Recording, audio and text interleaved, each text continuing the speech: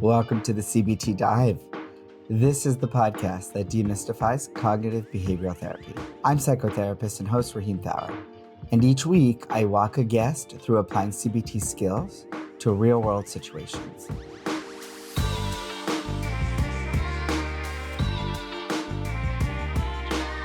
It's good to see you today. Riz has been traveling for 13 months with his partner, and the impetus to travel was in reaction to or in response to his family of origin, who has often had big dreams but hasn't had the opportunity to act on them. So, through this journey, one of the things that's come up for you, Riz, has been about your relationship to money. Yeah.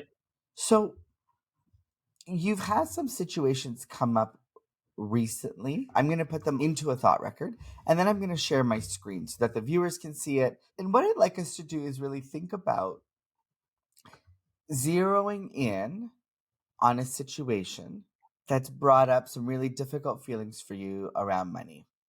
And prior to this recording, you have given me some insight into what that could look like. So, a thought record is something that's designed to help you look at a situation in a linear way. And we use thought records not when we have a simple problem to solve, but rather when we suspect that there's unhelpful thought patterns at play. So the situation is I go to a restaurant and I eat something that I could have made better myself, and you feel Mhm. cheated. So this feeling of cheated comes up. In the context of long-term traveling, where part of the traveling involves, to save money, you're not always eating out. Part of what you're saying is jumping ahead. So I'm just going to make a note here that says, under automatic thoughts, that says saving money is part of the travel plan. So if Mhm. I were to go to the next column, this is our feelings list. Okay. These are all the feelings that come up when you think about this situation of going to a restaurant, you eat something and you're like, oh, this is not great. I could have made this better at home. Right. So you're Mhm. already saying one of the feelings you have is that you feel cheated. So in the feelings Yeah. column, I'm going to write down the word cheated. What are the other feelings that are coming up for you? Slighted, unjust for Ah, sure. Unhappiness, sadness as well. I become angry at myself and disappointed at myself that I would make, a decision like this when I could have done it differently. okay. So I really like that description because I got the word other feeling words out of there. It sounded like Mhm. angry was or anger was prominent, and that Yep. leads to being self-critical, right? I could have done this better Yeah. a different way. The way you described it, it sounded like there was a feeling of a failure that was also present. Would that be accurate? Yeah, yeah. Failure in the situation, failure of like not having foreseen what would have happened, knowing who I am as a person and knowing maybe my limitations when it comes to money and these aspects of it, like not having just diverted to what would have been the logical path given how I react to money and my relationship to money. So definitely failure would be a big point. Okay. And as you're saying that in the automatic thoughts column, I'm already skipping ahead. Mhm. And I'm writing down, I should be able to foresee. Help me finish that sentence. I should be able to have foreseen what my reaction would have been because I've gone through this before. Like, why do I keep going back if I know this is Mm, what's going to happen and I'm going to have all of these negative feelings? right. So another feeling that's coming out clear is frustrated or frustration. Yeah, Are yeah, you frustration. also feeling embarrassed or humiliated or overwhelmed? Overwhelmed for sure. There's shame, I would say, embarrassment and shame that comes Ah, after. when you say shame, I wonder if it also is, um, if there's a kind of loathing, like self-loathing, like Shame to me says Yeah, like I'm inferior or I'm not good enough, but loathing is kind of like I don't like myself. there's both. There's both Okay. aspects of it. Like the shame is revolved around like why am I feeling these things? And then the Hmm. loathing is like why is this me? Right. Right. So I want to clarify something here. There are actually two situations that you're talking about. One is when you first feel cheated, right? So it's Yeah. you've gone to a restaurant and you take your first few bites of something Mhm. and you're like, Yeah. you know what? This isn't the jam. I could have done this Yeah. better at home, right? Yeah. So the other one seems to be after the event, which is when you feel further upset or further frustrated that you got upset in the first place and other Yes. people don't do the same mental gymnastics. Yeah. So a couple more questions here. They're feeling questions. Do you think there's a feeling of fear or anxiety? Yeah, I would say yes, fear, which is fear, the fear of like, if I keep making these decisions, whatever little money I do have is going to be gone. The fear is representative in that like I'm going to end up how my parents ended up, or there's going to be struggle, and this is exactly what I'm trying to avoid. I don't want to have this struggle. right. Okay. So I put down a couple words here and I just want to explain them.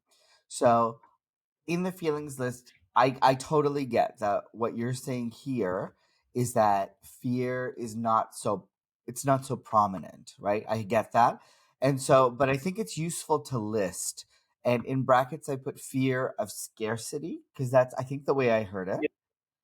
right? Yep. Yep. And there's always with fear, there's a bit of anxiety, right? So it doesn't have to be Yeah. super present. It's just there because anxiety in its protective function is always almost always Hmm. present when we think there's a threat in our environment. So fear and Yeah. anxiety Yeah. kind of go together. And then there's a bit of grief, I think. You can correct me if I'm wrong, but when you said now I can't do something else, right? You're thinking Yeah. I made this choice, and that means something else has to go. So there's like a grief or a loss, Yeah. right, of a Yeah. future compromise, a consequence, or a self. There's like grief or self punishment. I can't see which. You're already like, there's something else I'm going to miss out on because I did this. A bit of both, I would say, and I think in economic terms, like something that like really stuck to me when I was learning about it is called like the opportunity cost. By Yes, doing one thing, you are not doing another thing. we do have to focus this a bit. So maybe we will Hmm. say the situation consists of the duration of the meal. And so Hmm. I'm going to read out the feeling list, and I want you to help me rate each feeling in this situation.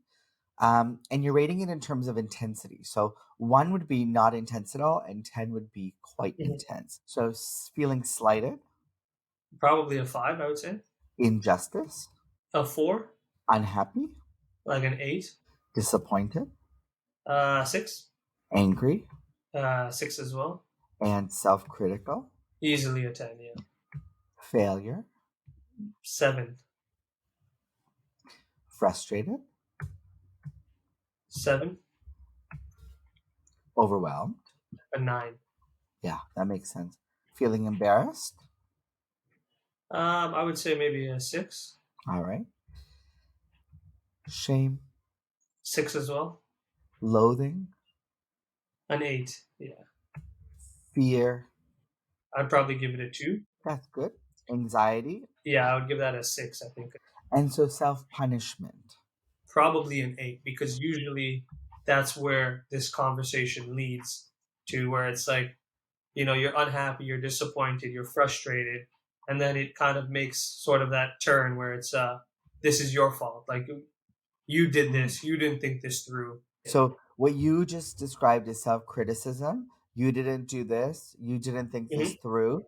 But if somebody were to say, Hmm. hey, why are you being so hard on yourself? You probably would be like, no, I deserve this, right? That's the self punishment. I have to do this. This is the way I think, yeah, that I'm going to it's learn. part of it. Yeah. I really Yeah. am just curious about this intensity of the grief and loss. Is it in this moment when you're like, I could have had something better, I could have made it at home? Are you feeling like, is the grief at like a 10 because you said opportunity cost is something that is so central in your mind, or is it in the background like fear? I would say like a 9 or a 10, I think. So, Riz, in this situation, you go to a restaurant, you eat something that you could have made better at home, or you realize that I ordered something that I could have made better at home. The Mhm. situation lasts the duration of the meal. After the incident is a different situation, but there's some possible overlap with some of these feelings. So let's pause here. This is a lot that your body is trying to metabolize at once. A Mhm. lot of Mhm. feelings. The next column over is behavior. This is what you do briefly in those moments when you're feeling these things. So it could be I complain, I retreat, I start doing a mental calculation, I start negotiating with myself, I get angry with my partner. I get more so angry at myself. But like what you listed for the first four is like retreating, sulking. I would put being negative, complaining, overthinking. I would say maybe is a behavior. So I'm writing the word conflict. I know it's not quite conflict. I think I'd say conflict is still an accurate word. Okay, one of the things you named that I want to give a different word to, which because I think it's important, particularly in cognitive behavioral therapy, and that is when something replays in your mind over and over. I would call that rumination. And Oh, king of rumination. Yeah, love ruminating. love ruminating, great. And so I just want to put that word out there because that is also something that we actively want to disrupt, right? If Hmm. you are a researcher and you think about something over and over using a scientific method, what you get is a more accurate or a more refined result. Hmm. When you repeatedly think about something and it doesn't come with a method, it doesn't lead to a refined result. It just leads Hmm. to like what colloquially people would say a spiral, right? People would be like, I'm spiraling, I'm losing the plot, is what people would say. And I think that's the consequence of rumination. That's a very accurate description of like when I'm ruminating. This it's spiraling out of control. And so the rumination becomes all consuming, yeah? Yes. Yes. Yeah. And now I'm moving Hmm. over to perhaps the most important column, which is about automatic thoughts. So I put Hmm. some notes in here because of some of the things you've said. Automatic thoughts are about what comes into Yep. your mind in the moment. And remember, our moment could be the duration of the meal. So it could be when you first realized I got duped or I'm a fool, I got played. It could also be a little bit later in the meal where you start loathing or self criticizing. Okay. Now, I want to get some of the Hmm. thoughts that are kind of at the surface, the first things you think about. And then I will ask you follow up questions and I'll put little arrows underneath them because those are like part of the automatic thought there, but they're a bit more refined. Okay. So here are the thoughts you've named already. I'm the fool. I got played. Saving money is part of the travel plan. Hmm. Food is central in my life. I should be able to foresee the disappointment. I don't think we're going to disrupt the why I'm beating myself up yet. But when you say, Hmm. why did this happen? Correct me if I'm wrong. The thought as a statement would be, this should not have happened. Yeah. And when you say, why did this happen to me? If I'm extracting a statement out of that, Yeah. is there a thought there about being singled out or being victimized while other people are not? It's more so the aspect of being unlucky, like unlucky that it's happened because like, of course this would happen to me in this thought process. Like, of course I would. be the one not enjoying what I got. Of Tell me course, I about would the be the of one course. Tell that, me about the of course. How do you that sounds like a given. Like of course this would happen to me. So I'm unlucky is one part of it, but it seems to me like another part of it is a thought about this being inevitable or you always getting the short end of the stick. this started being unlucky because I'm always negative. The first thought that comes up is a question. Damn, why did this happen? Right? So if I Mhm. turn that into a statement, it's actually that this should not have happened. Why did it happen? Unlucky, but the way you're describing Yeah. it is like correct me if I'm wrong, but I think the thought here is I caused my own bad luck. Yes. I'm going to leave that particular why did this happen there and I'm going to move to the next statement. So the other one is I'm the fool. I got played. So I'm curious about what does it mean for you to get played? Why is that like there's something underlying here where I get the image I get is like of a game, right? I got played. It's very black and white. Yeah, it's a very black and white. Either you're the winner or you're kind of the loser. Like I didn't have the upper hand. I didn't have the control. That's what I would say. Can you say more about Yeah. not having control? Yeah. I was not in control, therefore what I didn't want to happen happened. The bad that I didn't want is now present. So the worst scenario I anticipated Is here. has happened. Yeah, is here. Exactly. Okay. The other thought you had was you had said saving money is part of the travel plan. So Mhm. what does it mean for you if you're not able to save money or you're not able to stick to this travel plan? When you're unemployed, like when you quit your job and then you go travel for a long term and you're not working during it, you really start off with a sum. And every day that you are on this trip, it gets smaller and smaller. And the only control that you have is how to still do everything you want to do, but not lose like that, not let that sum get too small too fast. Do you feel like the fun of exploring is diminished if you overspend or you don't get a good deal on something or you don't get the best value for your money? Yes, yes, 100%. So if I were to phrase that, I'm kind of with a tone of punishment, I because I think that's what's present here is one of the things you're thinking here is I will now have to forego something I want to do. Yeah. The other thing you had said was food is central in my life. The most joy I have is like when I'm cooking myself or Mm. when I'm eating something that's just like so out of this world. There's a sense of happiness that I think I've only ever gotten playing like soccer. When I'm in, you're kind of in the zone. If a meal doesn't like go where I want it to go, then that's where the negativity comes in because it's like, why, like, why am I wasting such valuable time? Okay, this is where the sense of failure comes in, right? So food is central in my life. Yeah, Pure joy comes only from food and soccer. Uh, I should yeah, be able to foresee the disappointment, is something you said before. I have failed in a way. yeah. It's evidence that I won't get everything I want. Part of this thought pattern or thinking style says or suggests that other people would not have made this mistake. It's the comparison. Like other people are doing all these cool things, and like even though I know I'm doing cool things, is like I said, it's always you want what you don't have. When you're comparing yourself to others, is there a particular group of people we're talking about, or is it just everybody and anybody?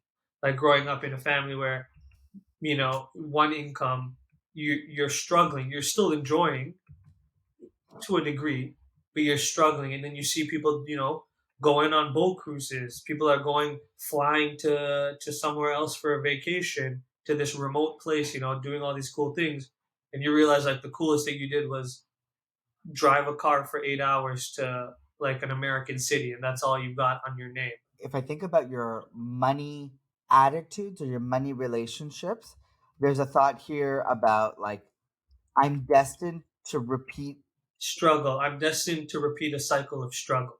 Look, it seems to me this last paragraph, I'm going to move it to the top of our automatic thoughts because Yeah. I think we might be hitting at more of the central thoughts about not winning at life, not getting to do the things you want, being left behind. Is that Mhm. right? Is this kind of at the core of it? Yeah. Yeah. That's definitely at the core of like my relationship to money. So hoarding money is the possible fix. And so the money attitude that I was getting at earlier is almost like a glorification of money. Like it'll save you, it'll make everything better. Yeah. Yeah.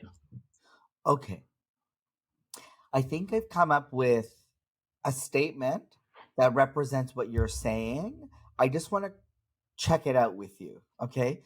So, of all Mhm. of this, the most prominent thought or the most underlying core belief or thought is Mhm. I'm destined to repeat a cycle of struggle, and money will be the only thing that truly determines good long term outcomes. Yes.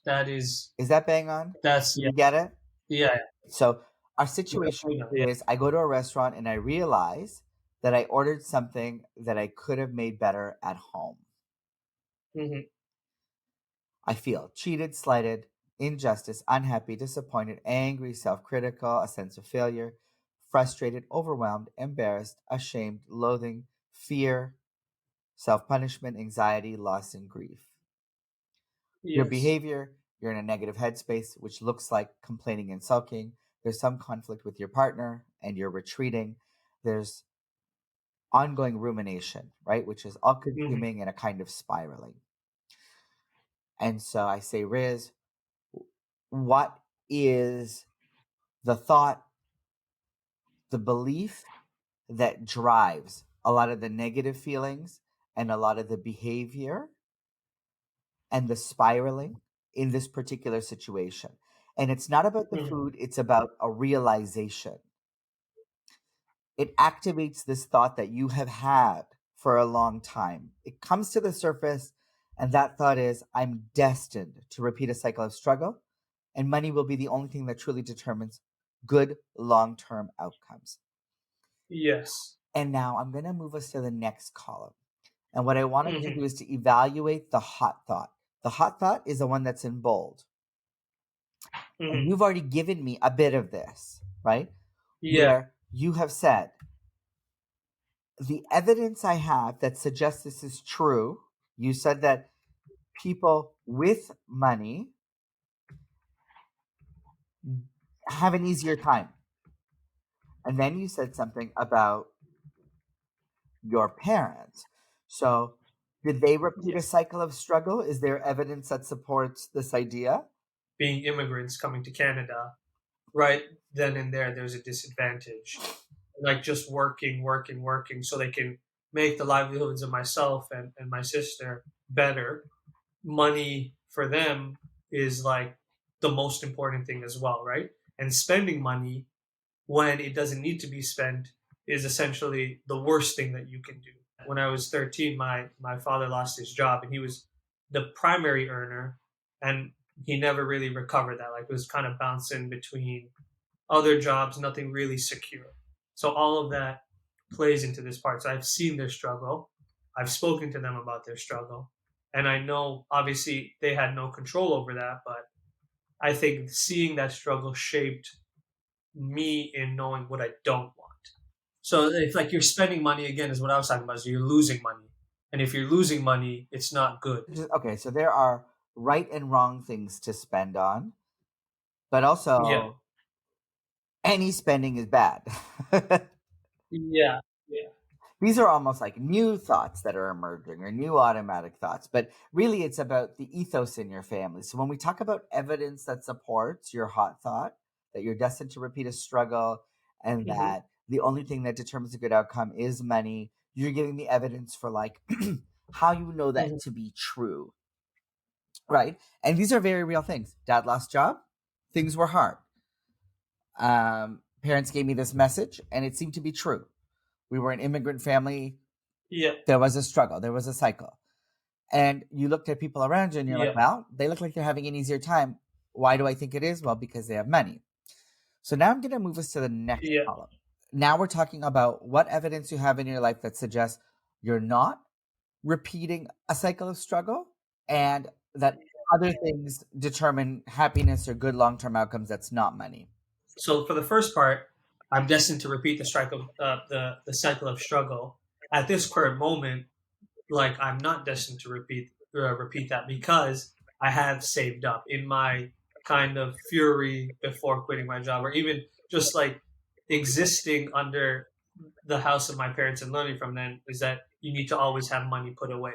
So at this moment, I might like even though I'm traveling and I'm spending and I don't have a job, it's not the end of the world. Like I could go back and I could still like live. And you also sounds like what you learned from your family were skills, right? Like I have financial planning skills. Would you agree? Yeah, I have financial planning skills. I have, I would say maybe even put financial acumen. So Yeah, this is evidence that suggests you're not destined to repeat a cycle of struggle. yeah, Other yeah. evidence, I think, is that your parents immigrated to a place and had to learn how to live in a completely new place, Hmm. right? And that is imbued with struggle. But actually, it's kind of ironic. You're traveling right now. You're born in Canada and you're traveling the Yeah, world right now.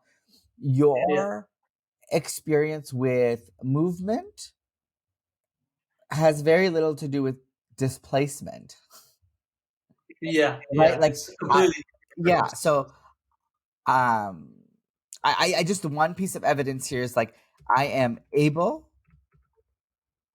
to travel for Hmm. pleasure. Hmm. I'm not displaced. I am doing the exact things I feared I would not be able to do.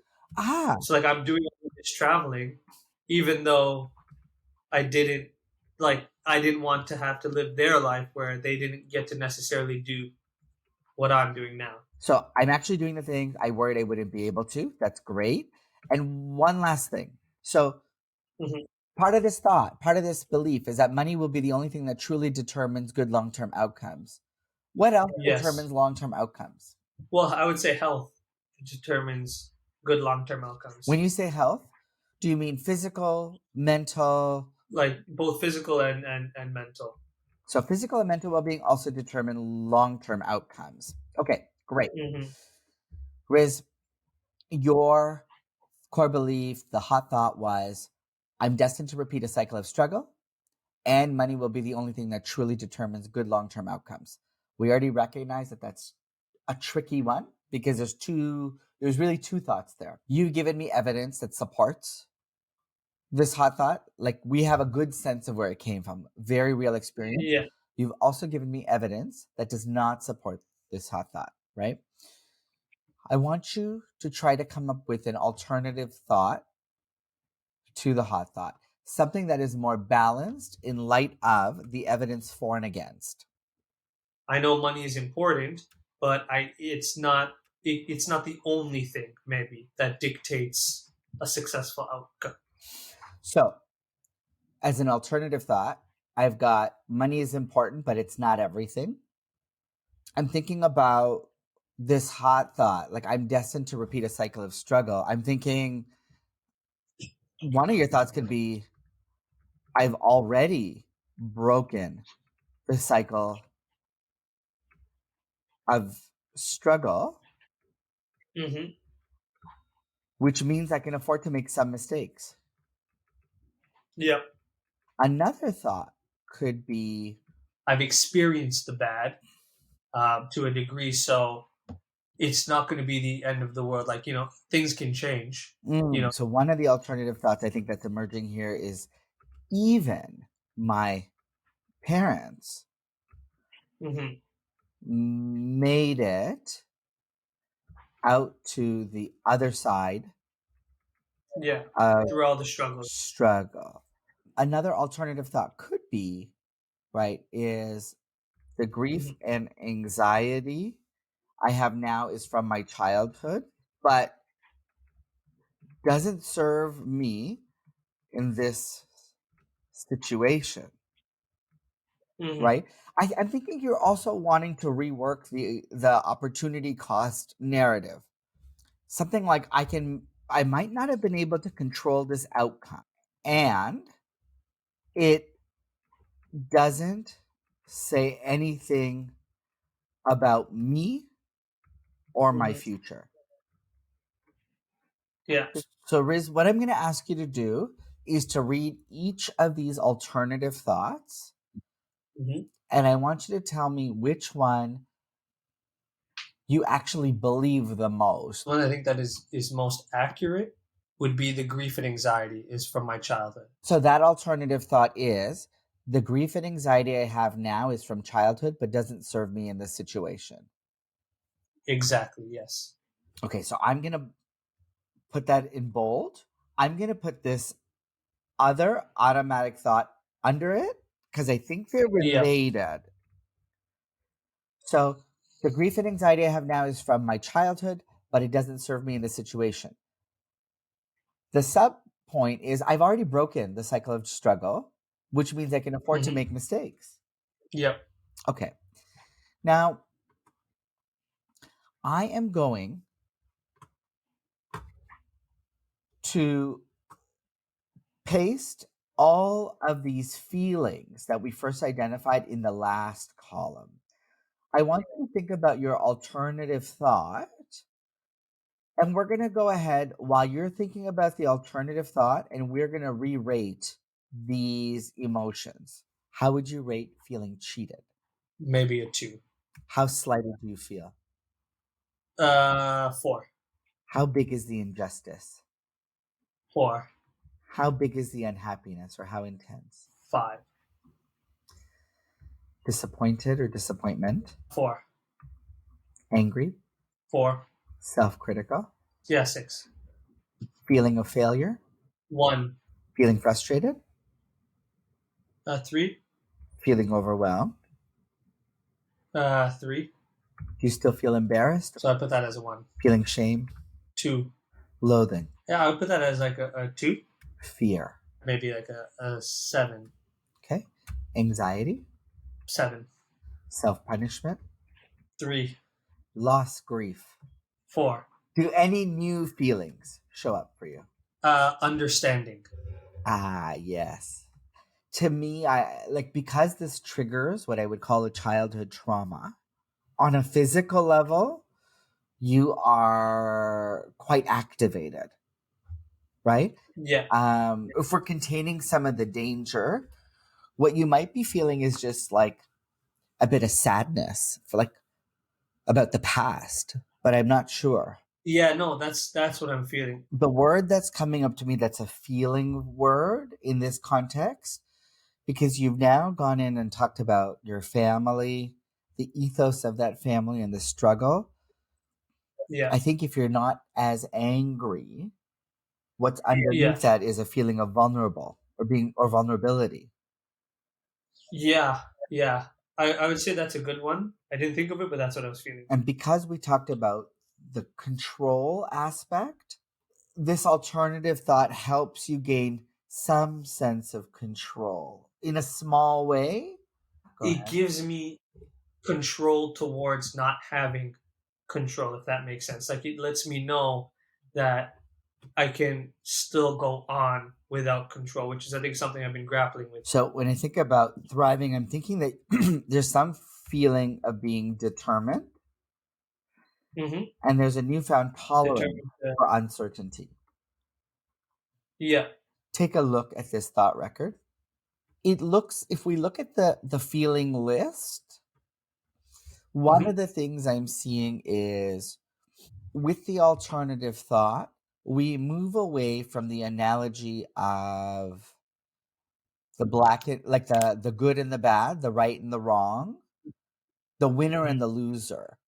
Because the things around injustice and feeling like cheated go down significantly. Hmm. The feeling of being a personal failure goes down quite a bit. Yeah. And I think that part to me is very important because it would be unfortunate. for you to take personal responsibility for all external circumstances, right? Yeah. Like when you talk about the family as an immigrant family that doesn't have a lot of means or faces barriers, those are Mhm. systemic barriers. They're not of their own making. Mhm. So the information that you were fed as a child, like saving money will determine good outcomes. Um, any kind of spending is bad. These are individual ways to cope with a systemic problem, right? And Mhm. the systemic problem is like racism and poverty that your parents would have faced, Yeah. right? Yeah. Now, it's not that you don't face systemic struggle because you also exist in capitalism. You worry about money, you're racialized, Mhm. you're worried about the Mhm. future. We're also living in a time of like extreme eco anxiety. Polarization. We see like the world is on fire. We see uh, politics are at their most extreme that I think we've seen in a long time. There's a lot of Yeah. uncertainty about the future, and I can appreciate your desire to want control in that context. You're like, how am I going to carve out a life for myself in this world of uncertainty if I keep making these small mistakes? Right. So, Yeah. one Yeah. thing that's similar in your life and in your parents' life is that there are a lot of external factors that drive the anxiety and the fear. And what I'm telling you to think about or to consider thinking more about is how much individual responsibility you are trying to take for something that's systemic. There's a certain amount of uncertainty that comes with the context we live in. Yeah. As we wrap this up and I stop the screen share, uh, one of the things I want to ask of you is, has this helped you think about your own struggle in a slightly different way? Like I was in a square Yes. and you were showing me that really like it's a giant circle. Like you're just in this one small part. Like it's Ah, huge. It's okay. huge. So the process of the thought record helped you zoom out and gain perspective. And Exactly. then, Bird's eye view. yes, and then part of the Yeah. questioning and even me preempting some of the statements was helping give language to some of the things you've been experiencing because it's really in the weeds. It's really muddled up, isn't it? Yes. Yeah. Okay. So it's been helpful. Mm. I want to live by it. And I think, It will having take done some therapy time. before you hear it, Yeah. acting it out. Yeah, So act it out. this has given you an example of what cognitive behavioral therapy can look like. If Mhm. you were in therapy doing this kind of work, the first two sessions would probably be history and background of like your life. Mhm. Third and Mhm. fourth sessions would probably be tackling a more immediate anxiety or symptoms that you experience, so that Mhm. giving you skills to ground, to do imagery work, to do mindfulness, to help you like more immediately. And Mhm. then you would be doing a deeper dive and querying, is there a disorder there that we need to work on more specifically, like generalized anxiety or obsessions or whatever Mhm. it is? That I'm not saying you have any of those things, but that would be the next step in a therapeutic process. And then it would take several sessions to do two or three different thought records and then give yourself time to reflect on them, right? So by now, like in that process, we're at like session 8 or 9. And then we're thinking Mhm. about some of the core beliefs that have emerged from doing two or three thought records. And now we're thinking about like how to apply this to your life and to decide, hey, is this enough? Or do we need to go deeper into some of the childhood trauma? Yeah, yeah. Well, it's nice to have this as a foundation. So it's good. Yeah, I appreciate it. Thank you. Thank you so much for being a guest on the CBT Dive. And yeah, I hope this was helpful. And that's the CBT Dive for today. Thank you for joining us as we demonstrate therapy skills for the real world. Please subscribe wherever you get your podcasts. and you can follow us on social media. The CBT Dive is intended for educational purposes only and not as a replacement for individual therapy.